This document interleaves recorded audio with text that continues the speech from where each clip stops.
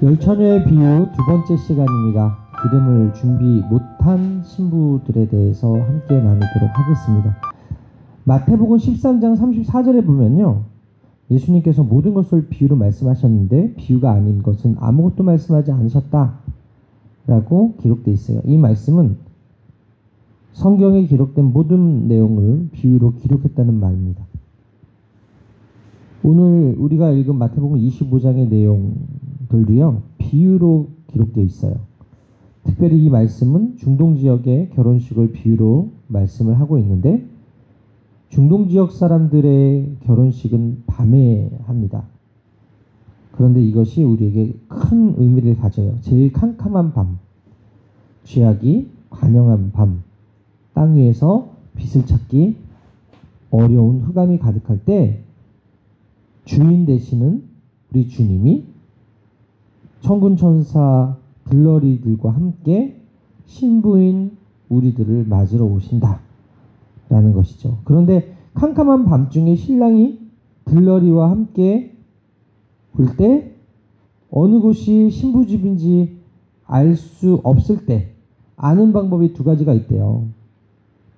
그 동네에 한 번도 가본 일이 없어도 불 켜진 집만 찾아가면 된대요.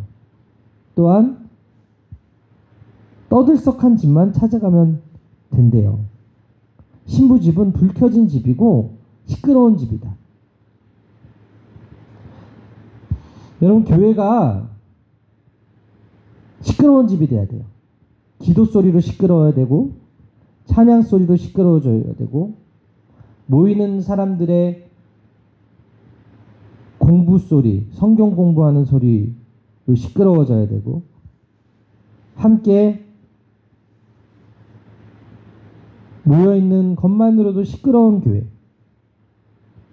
불 켜놓고 떠들썩한 교회에 주님이 찾아오신다는 것이죠. 본문에 보면 파수꾼은 사명을 다합니다. 오늘의 신부집이 어디예요? 교회예요. 신부집이 교회라면 파수꾼은 목사님이죠. 신부집은 파수꾼을 잘 세워야 돼요. 그래서 오늘 본문 보니까 파수꾼이 자기의 사명을 잘한 것을 볼 수 있어요. 6절에 보게 되니까 뭐라고 기록되어 있습니까? 밤중에 소리가 나되 보라 신랑이로다 맞으러 나오라 하매. 아직 주님 오시지 않았지만 주님 오십니다. 깨어 있으십시오. 말씀을 통해서 계속해서 인지하게 하고 깨닫게 하는 역할을 목사님들이 하는 거라는 거예요. 파수꾼의 역할을 하고 있다는 것이죠. 여러분, 주님은 천국이 등을 가지고 신랑을 맞으러 간 열처녀와 같다고 하셨어요. 물론 여기서 천국이 신랑을 맞으러 나간 열처녀와 같다는 것은 천국의 상태를 말하는 게 아니라 천국에 들어갈 자 그리고 천국에 들어가지 못할 자가 친구의 신랑 들러리 역할을 하는 신부들과 같다라는 것이죠. 어린 양의 혼인잔치가 열릴 때까지 기름 등불을 잘 밝히고 준비하고 있으면 어린 양의 혼인잔치에 참여하는 신부 들러리가 될 것이고, 그렇지 않으면 들어갈 수 없다 라는 것이죠. 이 말씀 이해하려면 당시의 혼인식 절차를 좀 알아야 되는데, 이스라엘에서 신랑이 저녁 때 신부 집으로 가서 혼인식을 했거든요. 이때 신부 측 사람들은 횃불을 준비하고 있다가 멀리서 신랑이 온다는 파수꾼의 소리가 들리면 횃불을 들고 나가서 신랑을 맞아 행진을 하며 신부 집으로 들어가게 되는데, 특별히 신부의 들러리들이 신랑 앞에서 앞길을 비춰주며 신부 집으로 함께 들어갔다라는 거예요. 이때 혼인잔치에 참여하기 위해서 반드시 횃불이 필요했고, 특별히 신부의 들러리들은 횃불을 들고 신부 집으로 들어가 춤을 추고 환영해야 됐기 때문에 횃불이 꺼지면 안 됐어요. 그런데 신랑이 정한 시간에 오면 별 문제가 없지만 지금처럼 교통에 정확하지 않잖아요. 멀리서 올 때는 여러 가지 변수가 있잖아요. 날씨의 변수도 있을 것이고, 신랑이 늦게 올 경우가 있더라. 지혜로운 신부 들러리는 그래서 그것까지 계산하고 여분의 기름을 준비해서 가지고 갔던 것이죠. 그런데 오늘 본문 말씀에 5명은 여분의 기름을 준비하여 신랑이 왔을 때 함께 신부집에 들어갔다. 그런데 5명을 사람들은 여분의 기름을 준비하지 않았다는 거예요. 그날따라 신랑이 늦게 온 거예요. 그래서 모두 지쳐서 졸고 있는데 밤이 제법 깊어졌을 때 신랑이 온다는 정갈이 와서 부랴부랴 횃불을 밝히려고 하니 기름 준비한 5처녀는 들어가고 5처녀는 못 들어가게 되었다. 이것이 10처녀의 비유의 내용이죠. 그래서 결국에는 기름 등불을 준비하지 않은 미련한 5처녀들이 문 좀 열어달라고 애원을 하지만 당신들이 어떤 사람인지 알 수 없기 때문에 열어줄 수 없다고 하면서 거절해서 결국 신부와 함께하는 신랑의 혼인잔치에 참여하지 못했다는 것입니다. 그렇기 때문에 이런 불행한 일을 당하지 않도록 깨어있으라고 오늘 비유로 말씀하는 거예요. 한마디로 성령의 불이 꺼져 있으면 어린 양의 혼인잔치에 참여하지 못한다는 것입니다. 즉 천국의 은총을 누리지 못한다는 거예요. 오늘 3가지 살펴볼 텐데 첫 번째 따라하겠습니다. 기름을 예비한 슬기로운 신부가 될 때 천국에 참여할 수 있다. 기름을 예비하지 못한 자들은 참여할 수 없다라는 것입니다. 여러분, 한밤중에 신랑이 왔다는 소리를 듣고 잠에서 깬 10처녀가 등불을 손질하고 신랑 맞을 준비를 했는데 생각보다 늦게 왔기 때문에 신랑이 시간이 많이 지났어요. 그래서 등불이 꺼져가고 있었다는 거예요. 5처녀가 기름을 준비하려고 했지만 모든 가게가 문이 닫혀 있었다고 기록되어 있고요. 결국 준비해서 왔더니 문이 닫혔대요. 그래서 문을 열어달라고 주여 주여 간청했지만 내가 너를 도무지 알지 못한다라고 거절했다는 거예요. 초대받지 않은 불청객이나 강도들, 준비되지 못한 사람들은 혼인잔치에 들어가지 못한다. 신랑이 오기 전까지만 기름을 준비할 수 있다라는 것을 우리에게 가르쳐주고 있어요. 10절에서 12절을 함께 읽겠습니다. 시작. 그들이 살아간 사이에 신랑이 오므로 준비하였던 자들은 함께 혼인잔치에 들어가고 문은 닫힌지라. 그 후에 남은 처녀들이 와서 이르되 주여 주여 우리에게 열어주소서. 대답하여 이르되 진실로 너희에게 이르노니 내가 너희를 알지 못하니라. 여러분, 여기서 기름을 준비하지 못한 여종들이 있어요. 그들은 신랑이 자기가 원할 때 와야 한다고 생각했어요. 그래서 기름을 준비하지 않은 거죠. 금방 올 거라고 생각했어요. 근데 신랑이 더디 왔다고 기록되어 있는 거죠. 여러분, 주인을 경외하고 존중하는 마음은 결국 나에게 달려있는 것이 아니라 주인에게 달려있어요. 주인을 정말로 사랑했다면 주인을 맞이할 넉넉한 기름을 준비해야 되는데 내 생각에는 이 정도면 충분해 라고 생각했는데 주인이 더디 와서 결국 들어가지 못했다는 것은 내가 기준이 된 신앙생활을 하면 안 된다는 거예요. 내 생각이 앞서면 안 된다는 것이죠. 신랑이 잔치집에 들어간 후에 아무리 애절하게 주여 주여 해도 주님 주님 해도 문은 열리지 않는다. 그 사람들을 가리켜서 나는 너를 도무지 모른다. 기름을 준비하지 않아서 주인의 길을 밝히지 못한 사람들은 결국 내처짐을 당하게 된다. 살아있는 신앙을 준비하지 못하면 천국잔치에 참석할 수 없고 애통하게 된다라는 것입니다. 마태복음 24장 44절에 예수님이 너희도 예비하고 있으라 생각하지 않을 때에 인자가 오리라 라고 말씀하고 있어요. 천국에 들어가기 위해 우리는 죄악에 대한 회개를 해야 되고 핍박을 당해도 견뎌야 되고 의를 행해야 되고 하나님 말씀대로 살아야 되고 순종해야 됩니다. 천국에 들어가기 위한 그 믿음과 그에 따른 삶이 있어야 돼요. 돈 많다고 큰 소리 치는 사람은 물질로 심판을 받고 권력 있다고 큰 소리 치는 사람은 결국 권력이 다 떠나는데 건강하고 젊다고 자랑하는 사람은 질병으로 심판을 받을 수도 있고 자기밖에 모르는 사람은 탐욕과 교만에 빠져 심판을 받습니다. 여러분, 겸손한 자를 높이시고 교만한 자를 낮추시는 하나님 역사를 통해서 우리가 그 사실을 잘 알고 있기 때문에 슬기롭게 하나님의 뜻이 어딘지 깨닫고 그 뜻 가운데 순종하는 자만이 기름을 준비한 자가 될 수 있으니, 저는 바라기는 여러분들이 이 말씀에 순종해서 깨어 준비하는 거룩한 신부가 되시기를 주님의 이름으로 축원합니다. 축원합니다. 두 번째로, 성령의 은혜를 더디지 못하면 천국의 은혜를 누리지 못한다는 거예요. 오늘 말씀은 당황스럽고 두렵고 떨리는 말씀인데, 성령의 불이 꺼져 있으면 천국에 들어갈 수도 없다. 그런데 들어가지 못하는 사람들을 어떤 사람들이었어요? 그 사람들도 기름을 준비했던 사람들이에요.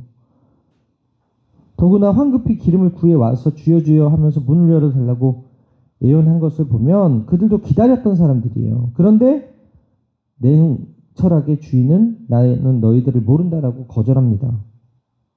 이와 같은 말씀이 마태복음 7장 21절 이하에 있는데, 나더러 주여 주여 하는 자마다 천국에 들어갈 것이 아니요 다만 하늘에 계신 내 아버지의 뜻대로 행하는 자라야 들어가리라. 그날에 많은 사람이 나더러 이르되 주여 주여 우리가 주의 이름으로 선지자 노릇하며 주의 이름으로 귀신을 쫓아내며 주의 이름으로 많은 권능을 행하지 아니하였나이까 하리니, 그때 내가 그들에게 밝히 말하되 내가 너희를 도무지 알지 못하니 불법을 행하는 자들아 내게서 떠나가라 하리라.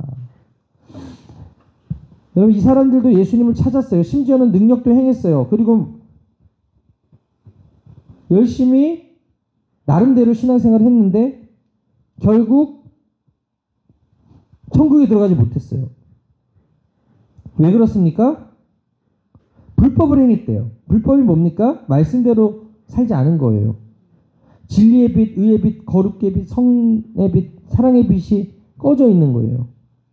그래서 주님께서는 너희들을 도무지 알지 못한다.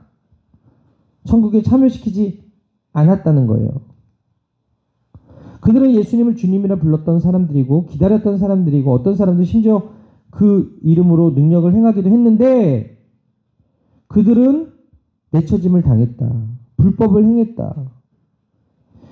믿으면 구원받는다고 했는데 어찌 이런 일이 있습니까? 물론 두말할 나위 없이 구원은 오직 은혜, 오직 믿음으로 받게 돼요. 행위는 구원을 얻는데 그 어떤 역할도 할 수 없어요. 아무리 주님을 오래 섬기고 헌금을 많이 하고 봉사하고 사랑하고 의와 선과 진리를 행한다고 해도, 착하게 산다고 해도, 심지어 주님을 위해 목숨을 바친다고 해도 우리는 죄인이에요. 그래서 아무리 의로운 행위를 해도 그것으로 구원을 받을 수 없어요. 구원은 오직 주님을 믿을 때 주의 보혈로 우리가 깨끗해지고 우리 죄가 사해지고 의롭게 여겨주실 때 가능한 거예요. 그래서 행위는 구원의 조건이 아니다. 그럼 구원과 행위는 아무 관계가 없습니까? 그렇지 않아요. 구원받은 사람은 열매가 있어요. 사랑과 희락과 화평과 오래 참음과 자비와 양선과 온유와 충성과 절제에 성령의 열매가 맺힌다는 거예요. 구원받은 사람은 삶이 빛이 나. 삶이 향기가 있어. 그리스도의 옷으로 덧입었기 때문에 아우라가 다른 거예요. 구원을 받으면 그에 따른 열매가 있기 때문에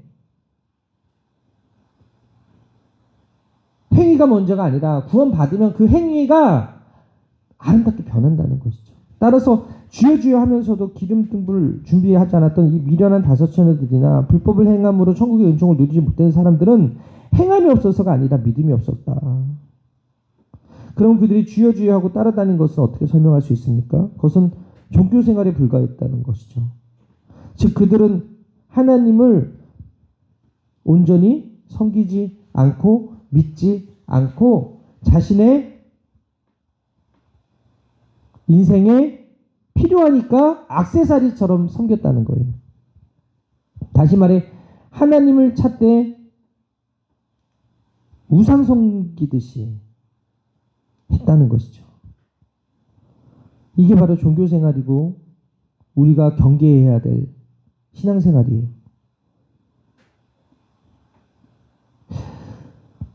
그래서 주님을 찾았지만 참된 믿음이 없음으로 인해서 주님의 이름을 부르고 심지어 능력을 행했음에도 불구하고 천국 문 앞에서 거절을 당하는 그런 수모를 겪게 되었다라는 것입니다. 사랑하는 여러분, 우리가 불법을 행하는 자가 되지 말고 구원받은 자로서 우리 삶 가운데 구원의 열매들이 맺혀질 때 천국의 은총을 누린다는 사실을 믿으시게 되기를 바랍니다. 성령의 은혜를 덧입혀 줘야, 성령의 은혜가 우리 가운데 임해 와야 천국의 은혜, 구원의 은혜를 누린다는 사실을 기억하시고 오늘도 말씀의 거울 앞에서 성령 충만하게 되기를 주님의 이름으로 축원합니다. 마지막으로 깨어 있어 한다는 거예요. 깨어 있어라. 우리 25장 13절 말씀입니다. 우리 함께 읽겠습니다. 시작. 그런즉 깨어 있으라. 너희는 그날과 그때를 알지 못하느니라. 계속해서 비유로 말씀하시잖아요. 우리에게 깨어 있으라고. 주님 오신다고. 깨어 있으라는 말은 남들 잘 때 자지 말라는 뜻이 아니라 잠을 자되 기름을 준비해라 라는 것이죠. 즉 기름을 준비해서 참다운 지혜를 가지라는 거예요. 기름이라는 것은 깨어있는 것이고 그것은 천국에 들어가는 어떤 것인데 이게 오늘 우리에게 필요한 지혜라는 것입니다. 따라서 여기서 참다운 지혜가 무엇인가 우리에게 교훈하고 있어요. 슬기롭다는 것과 미련하다라고 판단하는 것은 얼마나 효율적으로 행동했는가, 슬기로운 사람과 그렇지 못한 사람을 구분하는 것이라는 것입니다.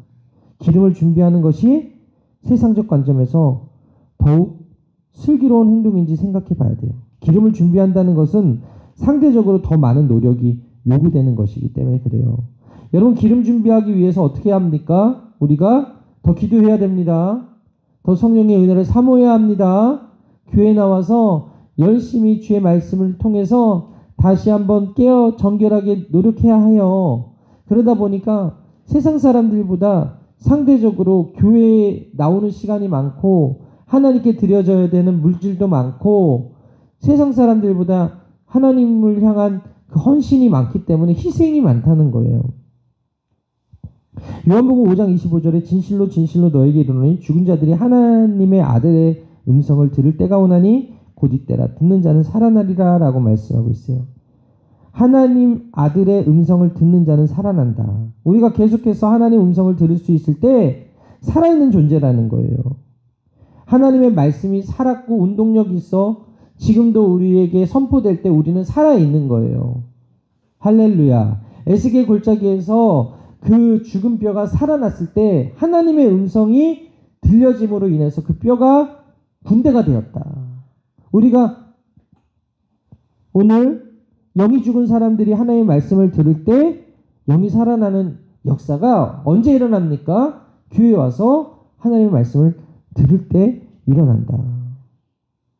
예수님은 예수님의 말을 듣기는 하되 마음으로 영접하지 않는 백성들을 가르쳐 피리를 불어도 춤을 추지 않는 백성이라는 말을 했거든요.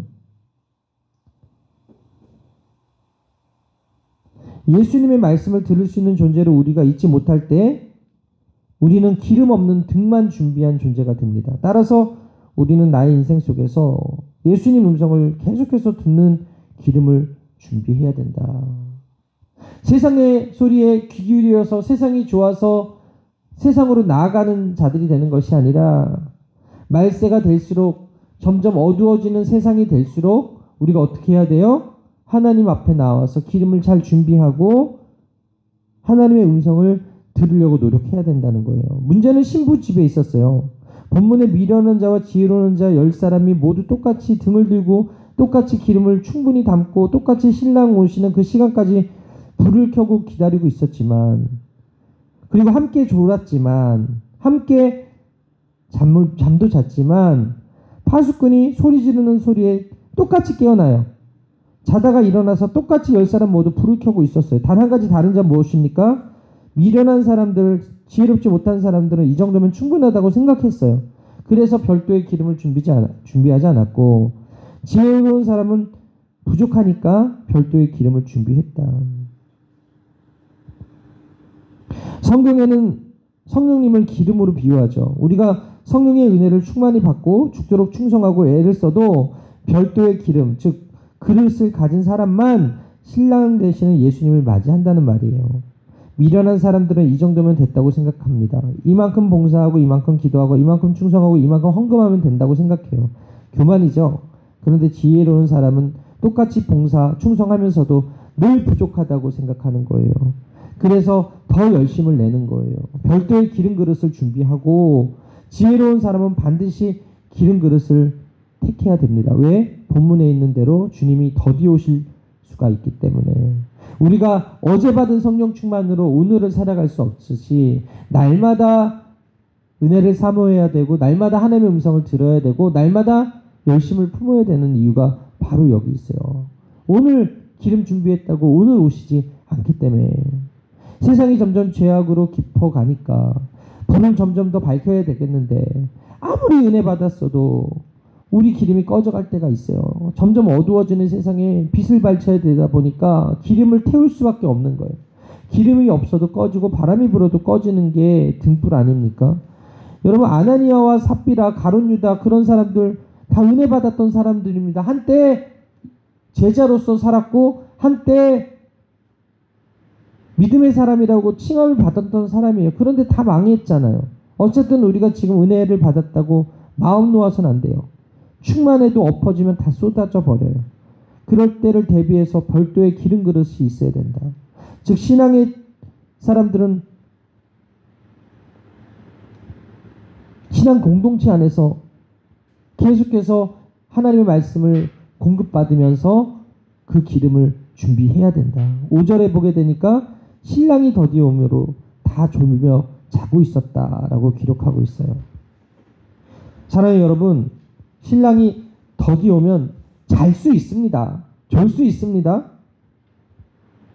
그런데 다 졸며 잘새 열처녀 모두가 잠이 들었다는 것인데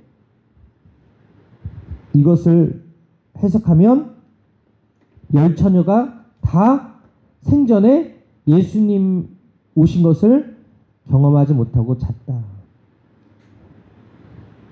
재림의 예수님을 생존하는 상태에서 만나는 사람도 있을 수 있지만 대부분 우리가 죽은 후에 육신의 무덤에 잠들었을 때 재림의 음성을 듣게 될 수도 있다는 거예요. 요한복음 5장 28절에 무덤 속에 있는 자가 다 그의 음성을 들을 때가 온다는 말씀을 하시거든요. 이를 놀랍게 여기지 말라. 무덤 속에 있는 자가 다 그의 음성을 들을 때가 오나니. 그리고 29절에 생명의 부활로 나오는 존재와 그렇지 못한 존재가 있을 것을 말씀하고 있거든요.